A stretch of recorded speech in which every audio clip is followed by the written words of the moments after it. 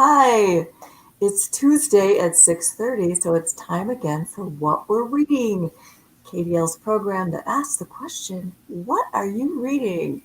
Tonight I'm very excited to have Clyde, who's a librarian at our Spencer Township Branch. And Clyde has also been doing these great Instagram live programs where he tells us all the great books that he's reading and all about them. So Clyde has just been telling me that he's done how many, Clyde? 37 of these? Yeah, 37 or 38 of the Instagram book talks. Yes. So he's a really big reader. But first of all, I want to ask you about Spencer Township Branch. Where the heck is the Spencer Township Branch? Well, first, Penny, thanks for having me. It's nice to be here. The Spencer Township Branch is if you come up through Cedar on the Beltline, Cedar Springs, and you come up to 18 Mile Road. If you take a right off of there, it's about 6 miles down 18 Mile, and you'll hit Medler Avenue. Toe's gas station and the fire department are right there on your left, and that's where Medler is, and you'll just take the left. And we're up there about 2 blocks on your right-hand side. Oh, great. Everybody with KDL cards, run up and visit Clyde as soon as we're open beyond curbside. Go visit Clyde at Spencer. It is a small, charming branch. You've got to check it out. So what's going on at Spencer? Right now we're just curbside. Anything exciting about curbside? Yeah, it's great. We're doing, recently we started doing, besides Let It Snow, the reading program we have for the winter for teens to adults. We've got that going on, reading 6 books between January 4th and March 31st, taking part in that. You can do that online or get a brochure in the branch. We have those available. We can bring right out to people on curbside as well. But also we're doing book bundles, and book bundles are a great program that you can go on to kdl.org and under the search the library, discover your library, you click on books and it opens up, you see book bundle, and that's for all ages can go on there. You can sign up for 5 mysteries if you're an adult, 5 nonfiction. So they'll just get you a big bundle of books? Yeah, some of the kids' books come in bundles of 5 or 10. And that way, and it's nice, there's a little box on the screen that the parent can go on that'll give us a description of if some of these kids like dinosaurs or pirates or something, that they can put that in there so it helps us find books for their family. Yay, well that is awesome. And Let It Snow. I haven't even signed up yet this year. Are we giving mugs away again, Clyde? What are we giving away this year? We are. We have these beautiful ceramic mugs that I think they probably hold about 30 ounces of whatever it is. And they're fantastic. They're nice, solid, and they've got a flat base. So it's just, nice to sit there, and they hold the heat. So it's great for soup, great for, hot chocolate, just the same.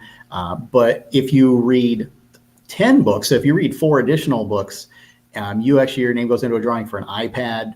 And also they're giving away KDL Let It Snow stocking caps. Oh, wow. Well, that's great. I want a stocking cap. Okay, so everybody sign up for Let It Snow. It's free. And if you read, which I know you're reading, you can get prizes. So what should they read, though, Clyde? What are you reading?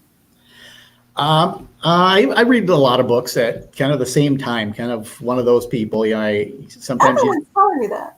You just never know. You might be in the mood for something different every day or even throughout the day. So one of the ones that I'm doing, and I'll actually be talking about it tomorrow night on Instagram, is The Adventurer's Son by Roman Dial. It's a very interesting book. I came across the story about 4 years ago on, of all places, National Geographic.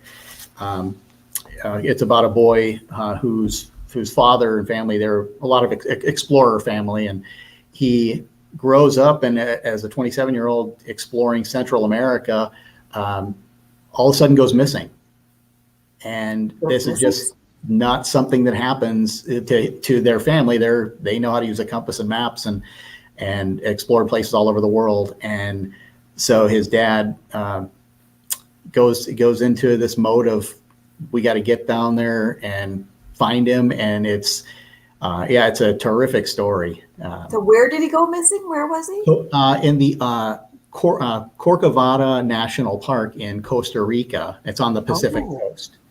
And yeah, they'd been there a number of times in the past, just different areas, because it's a huge national park down there. Draws a lot of tourists. okay. But yeah, he goes down there and ends up going missing. And the book it's nice because it explains his upbringing as well. He's very educated as well, and world traveler, but he's kind of done it with his family, but he's also done it on his own. Got this Cody dial.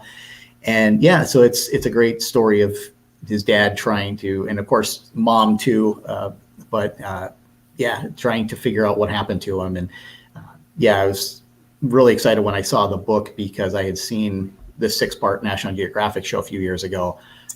But this is so much more detailed and gives you the entire story. Yeah, it's remarkable. Is it really kind of an edge of your seat tale, or is it? Yeah, it's uplifting, although it's heartbreaking, and Oh, don't give away the ending, Clyde. yeah, so but just all the things that happen throughout their lives, Oh. and yeah, so it's a really, good story that, it's sometimes it takes me a while to get through a book, but that one, I as soon as I saw it in the library, I was like, oh my God, I gotta order this. And thankfully, yeah, I was able to get it quick, and I was able to finish it and go talk about it tomorrow night. And it's a page turner. I know that a lot of people love those nonfiction adventure type stories, and sometimes they're harder to know. You've got your mysteries all grouped here, and you've got your romances all grouped here, but the adventurous nonfiction are kind of here and there, and you sometimes find them in biography, sometimes in history. And where's this one located, Clyde? This one is going to be in the biography section. It's a biography. So Yeah, biography under Dial, Dial. Okay. Yeah, it's yeah, I like that. What happened to me kind of stories, pure exploration. Just a lot of learning stuff. Everybody should hopefully want to continue to always learn, no matter how old you are. Yay. Okay, so what else did you bring? I'm looking. The next one is 111 places in Iceland that you shouldn't miss. Yes. So is this a book that you only really need to check out if you're heading to Iceland, or is there another thing? Kind of, but not, because actually one of these library books somehow actually went to Iceland with us. Really? On our honeymoon. And yeah, we went there summer of 19. And yeah, it was interesting because we had gone through the library to try to find different books on places to travel, and found this one and went through it to get some ideas of what we wanted to do while we were there. And it was great because, say we had a week there, and we ended up having to change our plans a few times, which worked out perfectly because of this book. And it actually gave us other stuff that was going on in Iceland just regularly. Some of them are, are more just like ideas. Like there's one thing in here is there's a different museums that people have done, which actually kind of gets into one of my other books that I have. But it gives more pictures so you can actually see at least a sample of what you might see, so you know what you're looking for when you get there. Right. And just especially that was, our first trip to really explore some stuff. And yeah, it was just really useful because of the details they had in there. Even though I don't speak Icelandic, but I had practiced some words for a while before leading up to it. I wasn't even close, apparently. But do you remember any of the words, Clyde? I don't. There's so many different. There's a few different symbols that have the TH sound, that have a strong TH or kind of a weaker one, and I'm pronouncing words, and they're like, "You're good try, but yeah, you can tell you're not Icelandic." Okay, and let's give me a spoiler. What's your favorite thing to do from that book? Oh, just wow, one. That's tough. I would say the. Wow. There's so many different ones in there. I would definitely say that the Blue Lagoon was definitely a highlight for, especially for my wife. It was something she had thought for years and years, and I never thought I would ever be able to get there. What's the Blue The Lagoon? Blue Lagoon is because Icelandic is literally geothermal. So all their heat is not, none of their heat is electric. It's all geothermal from under the earth that heats up stuff. And it's a natural place that all these minerals and sediments and stuff that basically bubble up, and it's at a temperature that you're not going to burn.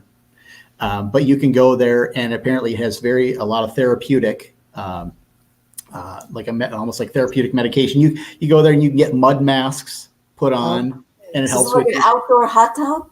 Yeah, it's outdoor, and it's very interesting to see. Like, it literally looks like it does in the pictures. It's kind of it's literally the blue of this book is what the place looks like, and it's neat because it's pretty big. Yeah, it's pretty big, but you have a little. There's a shop inside, of course, that's right next to it, of course, where you can go changing room and stuff. And but yeah, it was cool because it wasn't like, even though we went August and September time period, the air temperature was still pretty chilly because you are on an island, and it's on the southeast or southwest corner. So you're still pretty close to the Atlantic, and even though you're inland a little. But yeah, so that warm water was nice compared to the air temperature. Yeah. So if you're not traveling right now, I think these kind of books are fun to read right now when we can't travel, just to kind of let our minds go to these other places and learn about them. And I can imagine that I'm in the Blue Lagoon in Iceland just for a little while. Books can do that. They can take you to other places. Okay, so I know you've got a bunch, so I'm going to move you on to your next one. What else have you got for us, Clyde? This next one, we'll go with Walking the Amazon by Ed Stafford. And this happened, I'd say like 5 to 8 years ago or so, maybe a little bit longer now. But Ed Stafford is a former British military soldier, and he decided, he really wanted to start exploring. And over the last number of years, he's had a number of shows on the Discovery Channel, I think National Geographic Channel. And at the time, they tried to figure out, okay, what hasn't been done really here, basically on the planet for exploration. And with a friend of his, they decided that nobody has ever walked the entire length from source to sea on the Amazon. And so what they tried to do was basically, in a sense, for global warming and stuff, the changes in the environment, how it affected the rainforest. And that way they know if they could do this, even though hypothetically they were unsure, but they were going to try.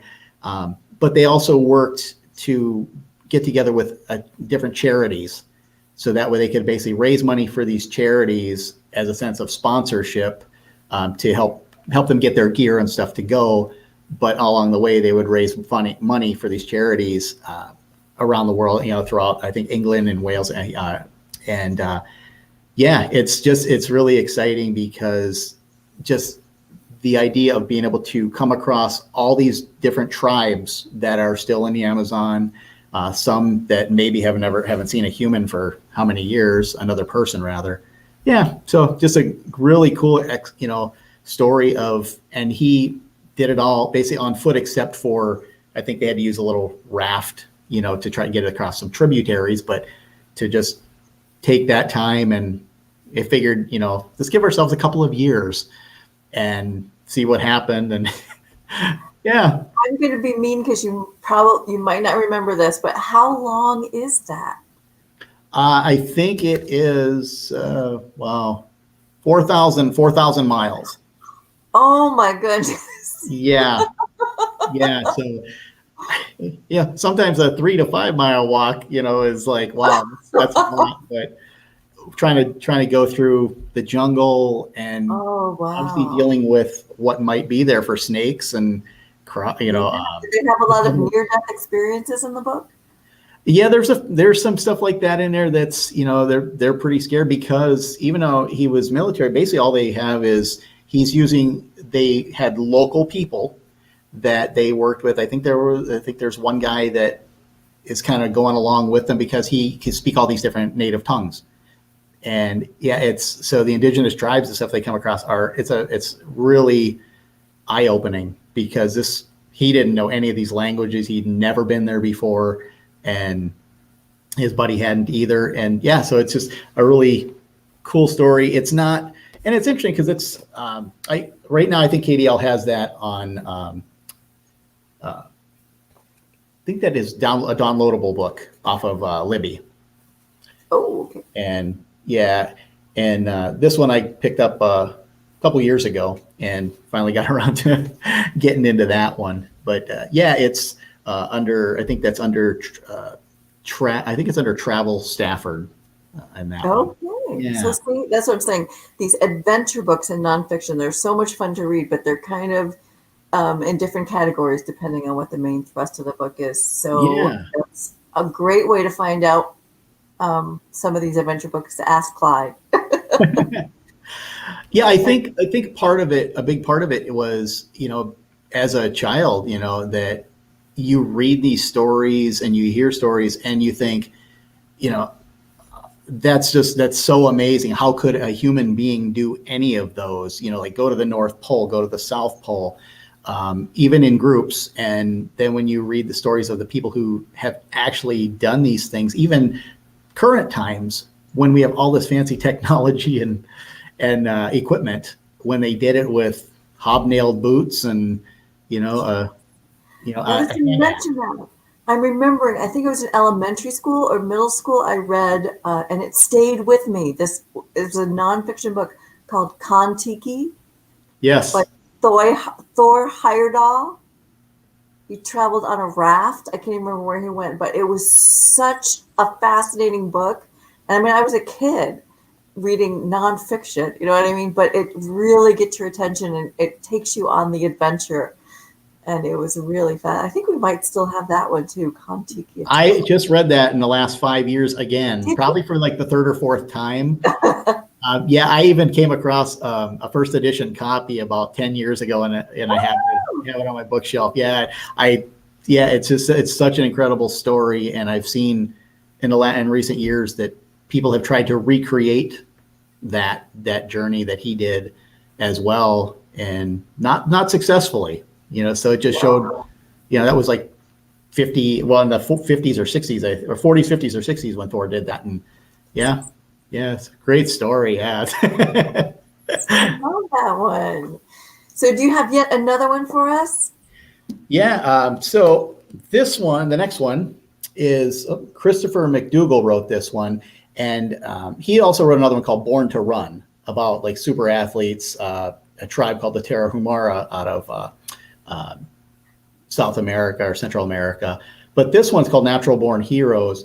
And what the main focus of the story is, there's a guy who works in England that decided I think he works as a financial officer, and in his interest is being investigating maps and stories and trying to really follow how people were successfully, because the main story takes part in World War II, and how this group of people who lived on the Isle of Crete in Greece, and they were surrounded by Germans, and some of the Germans were on the island, and they decided that they're going to kidnap one of the German officers and get him off the island to the people who need to have the German officers. And and they did this. I'm trying to remember because I'm reading it again for the second time. And they work together in a way that it tries to explain how that they're mastering these natural human strength and endurance. And the guy has basically recreated this story in the 2015 with the author. He is apparently a little bit overweight, and the author is not. And they're ducking through these little crags and valleys on the Isle of Crete and trying to follow it. And he said, I couldn't keep up. I couldn't figure out how he was, considering what we both looked like conditional wise. And yeah, he was just kept on going, not even hard breath, up and down, through cliffs and hills and trying to track this. And yeah, so it kind of tells how this guy did tracked how the people on the Isle of Crete were able to kidnap this guy and leave false trails and literally confuse everybody. And 70, 80 years later, people are still like, how I still can't figure out how they did it. Oh. Yeah. I listened to it on a book on CD for about 3 years ago. And I'm like, okay, I got to read this again because it's just one of those things that I thought, hey, this would be a fun book talk book as well. And that one is, of all things, under health. And See? and it's an MCD on health. So another fun one. But yeah, just like you said, they're all different areas of the library that, even though I like my nonfiction stuff, the nonfiction stuff that I like is everywhere. Yep. The adventures. Yeah. So it just, you turn around and it's like when I go to another library branch, it's like, oh, hey, we don't have that at our branch. And and maybe I just didn't wait long enough on the hold list, or I forgot to put it on there. So that's why one thing I love looking at through the especially the new catalog is really a lot easier to follow. And yeah, it's nice. You can break it down. You can look by branch, but when you bring, say, one book up, you can find out all the platforms that it's on. I think that's tremendous that they were able to put that together. Check out our new website if you haven't already. Clyde, is that your last book, or do you have any more? I got one last. More. Okay. And this one is The Museum. Let me bring it a little closer if I can.